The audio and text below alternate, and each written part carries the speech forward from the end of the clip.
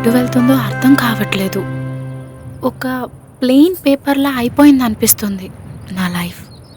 దానికి సమాధానం ఇప్పుడు నువ్వు చెప్పిన మాటల్లోనే ఉంది భాగి. హ్మ్. నీ లైఫ్ ప్లెయిన్ పేపర్‌లా ఉందని నువ్వే కదా అన్నావు. ఆ! మన ముందు ఒక ప్లెయిన్ పేపర్ ఉంటే మనం ఏం చేస్తాం? మనకు నచ్చింది రాస్తాం, నచ్చినట్టు గీస్తాం. సేమ్ లైఫ్‌లో కూడా అంతే. దాన్ని ప్లెయిన్ పేపర్‌లా వదిలేస్తే అదెప్పటికీ ఒక ఖాళీ కాగితంలాగే ఉండిపోతుంది. కానీ అదే ఖాళీ కాగితం మీద ఏమన్నా రాస్తేనే దానికంటూ ఒక విలువ. కానీ నాకు ధైర్యం సరిపోవట్లేదు.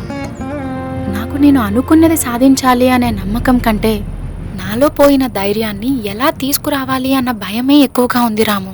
నువ్వేది నిజమని నమ్ముతావో అదే నీ దగ్గరకొస్తుంది. నువ్వు నిజాయితీగా ఉంటే అదెప్పుడూ నీతోనే ఉంటుంది.